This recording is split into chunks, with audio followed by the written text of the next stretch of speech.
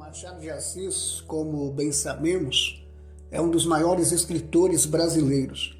Sua escrita, experimentação narrativa e seu profundo senso crítico talvez revelem a chave para tanto sucesso, de modo que o autor tornou-se atemporal e é hoje amplamente estudado tanto no Brasil quanto no exterior.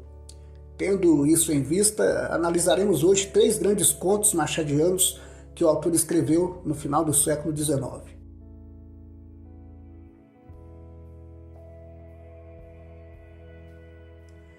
Superficialmente, se tomarmos os 3 contos para análise, perceberemos um elemento em comum, a música. Mas levemos em conta sempre que os textos machadianos são ricos justamente pelo que está implícito. Se nos aprofundarmos um pouco mais, veremos então que muitos são os pontos que o autor explora, como a ambição, a impotência, a arte, a moralidade e as nuances psicológicas do comportamento humano.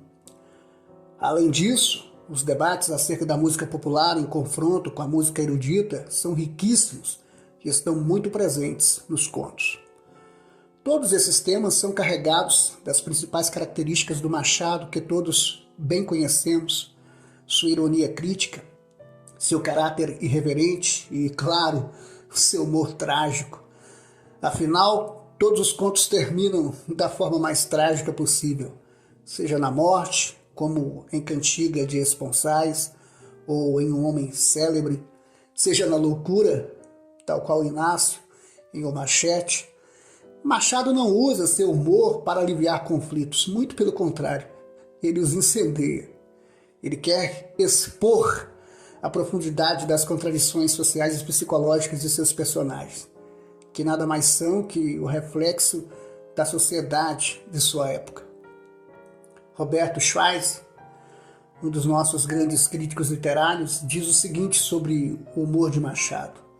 Em Machado de Assis, o riso não desarma os conflitos como nos gêneros convencionais da comédia, mas antes os põe a nu e os reforça, e ao mesmo tempo que põe em xeque o próprio observador que ri. Assim, sua ironia é eminentemente ambivalente, é corrosiva e, no entanto, resignada, arguta e cega, moralista e desiludida. É o riso de quem percebe as contradições de um sistema desigual, mas que sabe que este sistema não será superado. Entendendo isso, podemos partir para ver como cada conto se organiza. Vamos analisá-los em ordem cronológica de publicação para que possamos observar a evolução da escrita do Machado. Todavia, também é importante que observemos a época fictícia em que cada um se passa para entendermos o contexto social, político e cultural de cada conto.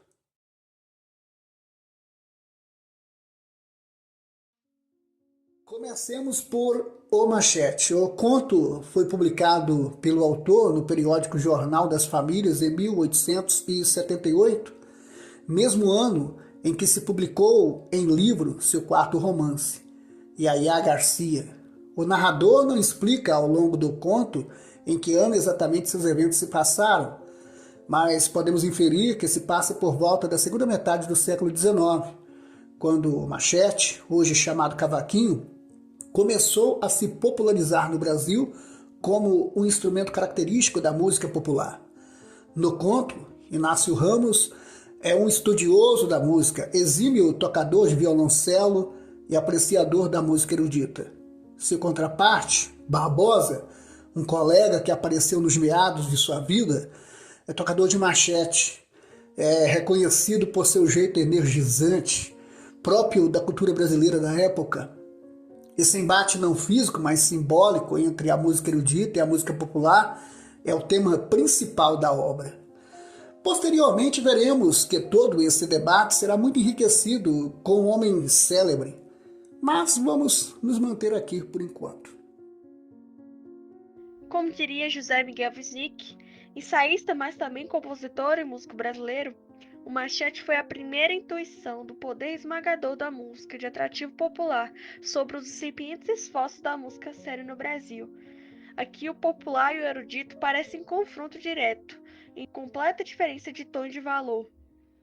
O narrador parece querer deixar claro ao longo do texto de que o violoncelista é superior moral e intelectualmente, enquanto o cavaquinista é espírito medíocre. Isso pode ser observado quando Inácio Ramos, ao longo do texto, diz que Barbosa tocou-a não dizer com alma, mas com nervos. Todo ele acompanhava a gradação e variação das notas. Inclinava-se sobre o instrumento, retesava o corpo, prendia a cabeça ora a um lado, ora a outro, alçava a perna, sorria, derretia os olhos ou fechava-os nos lugares que lhe pareciam patéticos. Ouvi-lo tocar era o menos, vê-lo era o mais. Quem somente o ouvisse não poderia compreendê-lo. Devemos entender que a sociedade brasileira à época era majoritariamente formada por negros escravizados ou libertos e por trabalhadores livres. Nesse sentido, é fácil de entender que culturalmente as músicas que se popularizaram entre as massas eram de origem africana, como o machixe, ou boêmia, como a polca. Enquanto isso, a música clássica ficava restrita aos poucos integrantes da elite da nobreza, que aspiravam a um cenário europeu vigente. Entretanto, mesmo os produtos de importação europeia acabavam se modificando ao chegar no Brasil, como é o caso da modinha. Nesse contexto de força da música popular no Brasil, Inácio se sente diferente, sozinho, impotente e mal compreendido. O personagem, pode-se dizer, vivia uma luta interior entre sua arte sublime e o sucesso raso e efêmero representado pelo machete. Além do violoncelo, Inácio tocava a rabeca, um instrumento similar ao violino e mais simples que o violoncelo. Ele reservava, porém, suas apresentações de violoncelo a poucas pessoas, pois considerava que aquilo não era o seu ofício, mas sua arte. A única pessoa que parecia entender sobre sua arte, além de sua mãe, era Amaral, amigo de Barbosa e amante da música erudita. Por outro lado, sua esposa Carlotinha, ao contrário, não compartilhava dessa profunda sensibilidade que Inácio tem com a música.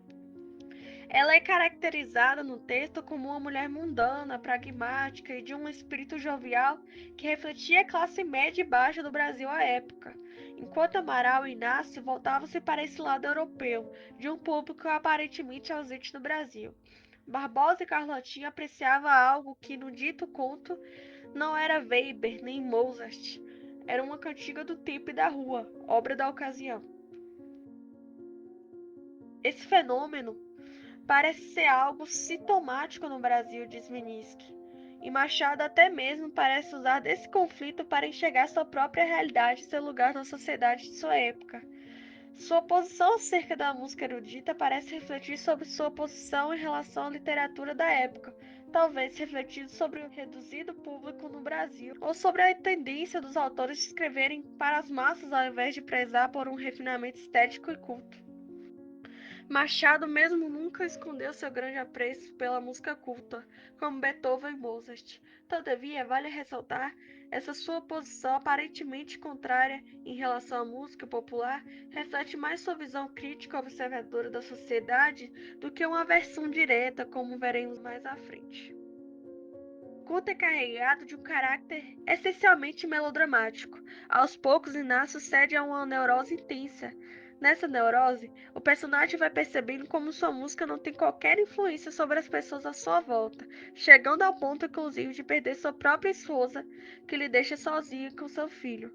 Carlotinha, ao final, preferiu a alma energizante de Barbosa, e a sutileza de Machado foi brilhante ao usar a metonímia do machete para representar essa cena. Ela foi-se embora, foi-se com o machete, e ainda emenda-se posteriormente. Sim, meu filho, hás de aprender machete. Machete é melhor. O Machete é mais uma das obras atemporais de Machado. Se analisarmos todas essas questões que o autor traz, não será difícil perceber que suas passagens refletem muito do que vem acontecendo no Brasil e no mundo desde o século XX. Um século marcado pela indústria, da importação de bens ocidentais e, claro, da comunicação. Nesse sentido, é fácil perceber que meios como o cinema, o rádio e a televisão ajudaram a criar uma certa padronização e comercialização de uma cultura popular forte, influenciada diretamente pela Europa e fruto de uma sociedade em desenvolvimento. Machado de Assis sob a representação de Inácio, nos oferece um olhar crítico e profundo sobre a alma humana, a arte e os conflitos internos que surgem quando valores pessoais se chocam com as expectativas sociais. E por que não dizer que todas essas reflexões remetem muito às observações do grande filósofo Jean-Jacques Rousseau, ao dizer que o meio define o homem? Inácio vivia num Brasil tomado pela música popular e, sem rumo, tudo lhe empurrava para um fim trágico. Ao final, como sabemos, ele é tomado pela loucura e toda sua autenticidade, sua arte, sua própria existência parecem não importar. O homem nasce bom, mas a sociedade o corrompe. Ou melhor, o homem nasce bom, a sua impotência o corrompe.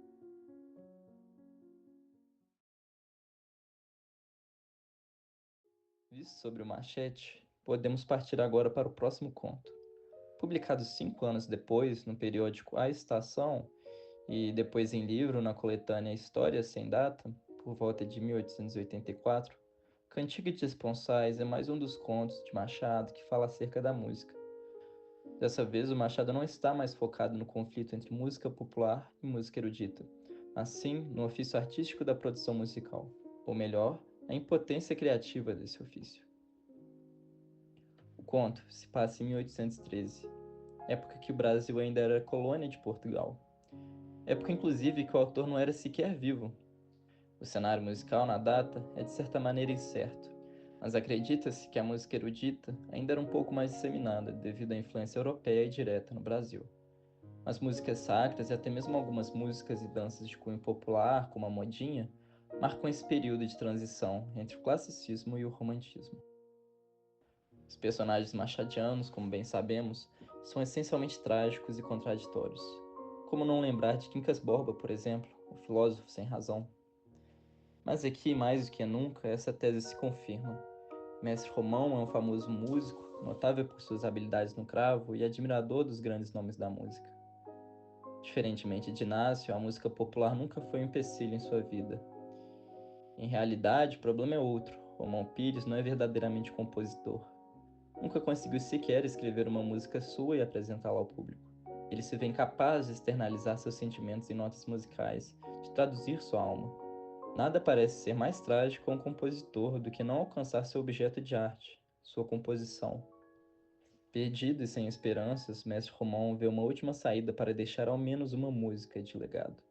Ele pretende continuar uma antiga composição que começou há mais de 30 anos atrás, um canto esponsalício, ou seja, um canto feito para um casamento, que Romão havia pensado para sua esposa, que tragicamente morreu 3 dias depois de casada. Durante todo o processo de produção, o personagem se vê tomado por uma intensa melancolia, carregada de impotência e frustração artística que se traduz numa severa doença que piora cada vez mais. Internamente, a alma de Romão era feita para a música. Era quando se sentia feliz de verdade, mas, contraditoriamente, era incapaz de externalizar qualquer sentimento de sua alma em uma composição autoral. É essa dualidade cruel e trágica que irá circundar todo o conto. É uma luta constante e estéril entre o impulso interior e a ausência de um modo de comunicação com os homens. Wisnik diria certamente que o horizonte dessa impossibilidade encontra-se nos desvãos insondáveis da psique, numa latência sem objeto.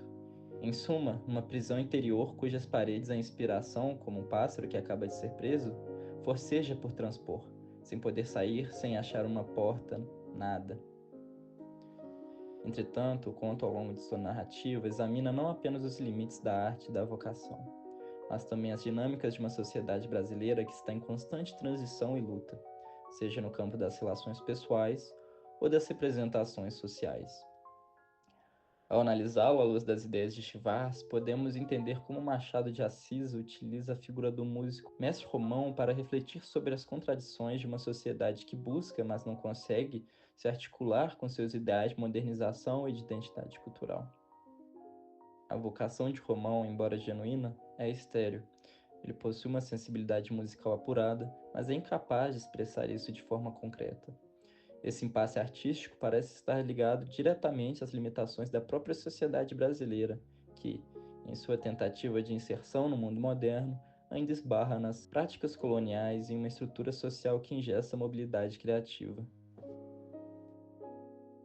Impossibilitado de transformar sua ambição em vocação, e tomado por uma intensa melancolia, a vida de Romão termina de forma comicamente trágica, tal qual em O Machete. Aqui, Romão não enlouquece, mas morre.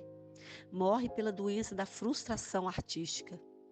Sua vizinha, de tanto ouvir as tentativas de composição do triste músico, acaba ela mesma completando, inconscientemente, o trabalho de anos que o personagem nunca fora capaz de completar.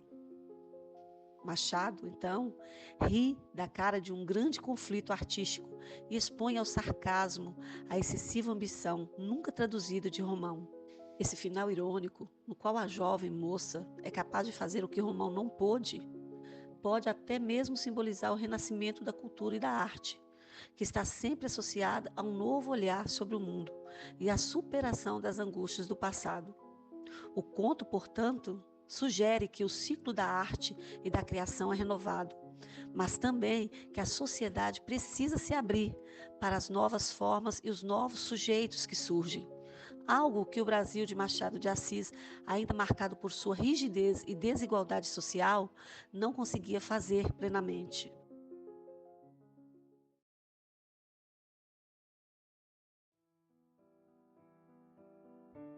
Caminhamos até aqui para chegarmos num dos maiores contos do Machado, em forma e em conteúdo.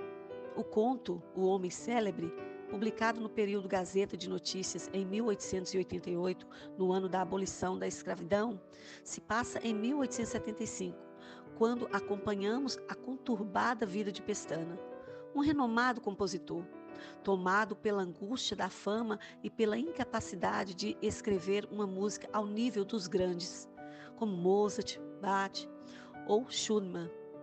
Machado junta em Pestana o embate entre ambição e vocação de Romão com uma tensão entre a música erudita e popular de Inácio e Barbosa, formando um só complexo personagem, símbolo da criação artística e infecunda, conflituosa e indecisa. Pestana é o reflexo do artista preso entre a importação de modelos culturais europeus e a realidade de um mercado popular e imediato. Wisnik bem observará que em O Machete, o erudito e o popular se confrontam e se diferenciam completamente. Ao contrário, em O Homem Célebre, os dois extremos se confundem e coexistem na realidade de Pestana. O famoso músico é conhecido por suas envolventes polcas, um estilo de dança ou um gênero musical de origem boêmia. Mas sua maior ambição é compor uma música clássica. Está na mesma prateleira que os grandes nomes da música. Seu repertório musical é enorme, mas ele se vê incapaz de compor algo ao nível desejado. Sua música ou acaba com outra polca, ou, como Machado magistralmente diz, acha-se em algum daqueles becos escuros da memória, velha cidade das traições. Ele acaba compondo algo que seus ídolos já fizeram, mas não é capaz de criar algo novo e distante de suas polcas. É, portanto, um símbolo de como o mercado transforma o artista em mero fornecedor de entretenimento. Se Inácio Ramos, amante da música erudita, busca afinal ao popular, Pestana, conhecidíssimo por sua grande contribuição para a música popular, almeja passar ao erudito. De tal forma, como Snick também diz, ambos são, de alguma forma, arrastados a contragosto para o popular.